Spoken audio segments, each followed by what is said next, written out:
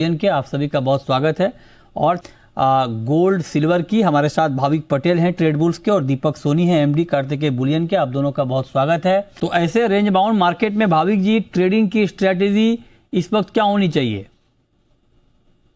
देखिए, ट्रेडिंग की स्ट्रेटेजी अगर देखें तो अभी भी मार्केट में पूरा पॉजिटिव है। आज तो देखें तो बहुत सीमित दायरे में है, जहां पे इंटरनेशनल में सिर्फ $15 की रेंज में ही है। आई थिंक आज के दिन सीमित ही रहेगा, क्योंकि आज यूएस के फेड के स्टेटमेंट आने वाले हैं, और आई थिंक मार्केट उसी के लिए वेट कर रहा है। क्योंकि अगर फेड का स्टेटमेंट थोड़ा हॉकिश आता है, या वो दिखाते हैं कि शायद आगे जाके सितंबर या दिसंबर में एक रेट हाइक हो सकती है, तो आई थिंक गोल्ड और सिल्वर में करेक्शन हो सकता है। बट अगर वो बोलते हैं कि नहीं, अभी भी हम वेट एंड वॉच करेंगे और शायद इन्फ्लेशन कम हो सकता है, ट्रांजिटरी अगर वो वर्ड यूज करते हैं, तो मुझे लग रहा है गोल्ड और सिल्वर में तेजी हो सकती है। इसलिए आज के आई थिंक कोई भी अगर ट्रेड ले तो कैरी मत कीजिएगा ओवरनाइट पोजीशन।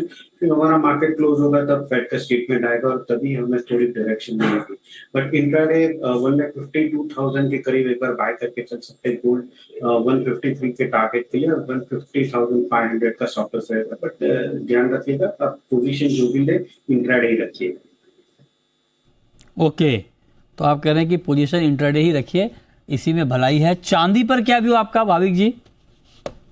देखिए, चांदी में अगर देखें, इंटरनेशनल मार्केट में 70 सेंट्स के ही ट्रेड रेंज में ट्रेड कर रहा है। हमारे यहाँ भी अगर हम देखें तो आई थिंक 2000 से भी अंदर की रेंज में ट्रेड कर रहा है। तो अगेन चांदी की भी अगर मूवमेंट देखेंगे तो it would mirroring gold movement only.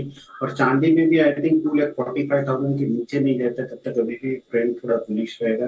Again I think market trigger जो होगा वो फेड का ही स्टेटमेंट रहेगा। बट उसके पहले मुझे लग रहा है कि कहीं भी अगर डिप मिलते हैं 248 के करीब, तो एक बार बाय करके चल सकते हैं 246 के स्टॉप लॉस से। टारगेट भी थोड़ा सिमिलर ही रहेगा, 251 तक का। Okay, perfect. तो ये राय आपकी बन रही है चांदी के ऊपर। चांदी में ट्रेडिंग की स्ट्रेटेजी भाविक जी? देखिए, चांदी में अभी भी थोड़ा अगर डिप मिलता है, जुलाई कॉन्ट्रैक्ट 248,000 के करीब, तो बाय करके चल सकते हैं। टारगेट भी छोटा रहेगा 251,000 का, और स्टॉप लॉस रहेगा 246,000 का। ओके, 2,51,000 ये टारगेट है एमसीएक्स पर चांदी का, इसको आप नोट कर लें। 2,46,000 का स्टॉप लॉस, इस पे आप नजर रखें। ताजा भाव 2,48,800 के आसपास का है। ब्रेक के बाद भी आपका स्वागत है। अब भाविक जी, आप बताएं सर, क्रूड में आज के लिए इस वक्त किस तरह का ट्रेड आप रिकमेंड करेंगे? देखिए, क्रूड में लास्ट थर्सडे से अगर देखिए 19% का करेक्शन हुआ है। एक्सपेक्टेड था कि ये स्ट्रेट ऑफ होर्मुज ओपन हो जाए, बट आज के दिन हम देख रहे हैं कि थोड़ा बहुत रिकवरी आ रही है। I think it is just short covering. तो अगेन मैं तो बोलूंगा कि कोई भी उछाल मिलता है तो बेच के ही चलना चाहिए। तो 7450 के करीब अगर क्रूड में मिलता है तो शॉर्ट करके चल सकते हैं 7100 के टारगेट के लिए, और 7600 का स्टॉप लॉस रहेगा। ओके, तो ये राय आपकी हो गई क्रूड पे, इस पे आप नजर रखिए। मेटल में सर, कॉपर में भी कोई ट्रेड आपको दिख रहा है भाविक जी?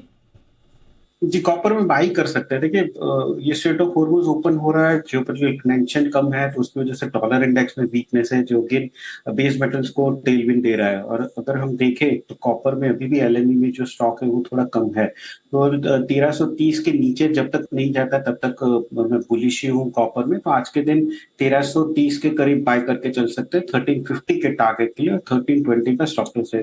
तो कॉपर में बाय की रिकमेंडेशन है। जिंक लेड में सर? जिंक और लेड की बात करें तो देखिए, जिंक आज ज्यादा आउट परफॉर्म कर रहा है कंपेयर टू लेड। और जिंक में भी आई थिंक 355 358 का एक स्ट्रॉन्ग सपोर्ट बन चुका है। हालांकि ऊपर अगर देखें तो 375 का एक स्ट्रॉन्ग रेजिस्टेंस जरूर से। आज आई थिंक सारे बेस मेटल्स में जिंक ने आउट परफॉर्म किया है, तो जिंक भी बाय करके चल सकते हैं। बट यहाँ से नहीं, थोड़ा नीचे आता है 368 के करीब, 365 का स्टॉप लॉस रहेगा, 372 का टारगेट रहेगा।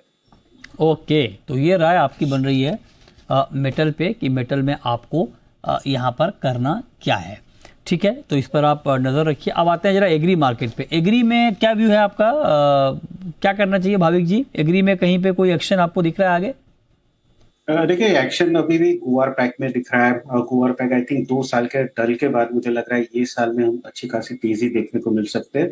अगेन क्रूड के प्राइसेस कम हो रहा है, स्ट्रेट ऑफ होर्मुज है, बट अगेन गम के अगर देखें प्राइसेस तो तेजी हो रही है। और इस बार अगर बारिश कम होती है तो आई थिंक गुआर पैक में हमें तेजी तेजी देखने को मिलेगी। ऑलरेडी ब्रेकआउट दे दिया है सीड में 6000 के ऊपर, तो वापस से कल अगर 6000 के करीब मिलता है तो 6200 के टारगेट के लिए बाय कर सकते हैं सीड में, और 5900 का स्टॉप लॉस रहेगा। वही गम की बात करें तो गम में भी 11000 के करीब कल अगर मिलता है तो बाय करके चल सकते हैं 12000 के टारगेट के लिए, और 11200 का स्टॉप लॉस रहेगा। ओके, 11,200 का स्टॉप लॉस आप कह रहे हैं कि ये इस पर लगाइए, वारगम में, इस पे आप नजर रखिए। स्पाइसेस पर क्या व्यू आपका भाविक जी, मसालों पे? देखिए स्पाइसेस में अभी भी जीरा में हमने देखे कि काफी नीचे से हमने वापस से रिकवरी देखी है, बट 22,000 के ऊपर सस्टेन कर पाना थोड़ा मुश्किल जरूर से लग रहा है, क्योंकि इसका स्टॉक जो है वो काफी ज्यादा है और एक्सपोर्ट की डिमांड थोड़ी डल है। तो वापस से 21,500 के करीब मिलता है तो 22,000 के स्टॉप लॉस से शॉर्ट कर सकते हैं, और नीचे टारगेट रख सकते हैं 20,800 का। नीचे टारगेट आप करें कि 20,800 के रख सकते हैं, तो इस पे आप नजर रखिए। बहुत शुक्रिया भाविक जी आपका हमारे साथ जुड़ने के लिए। छोटा सा ब्रेक के बाद भी खबरें जारी हैं। नमस्कार।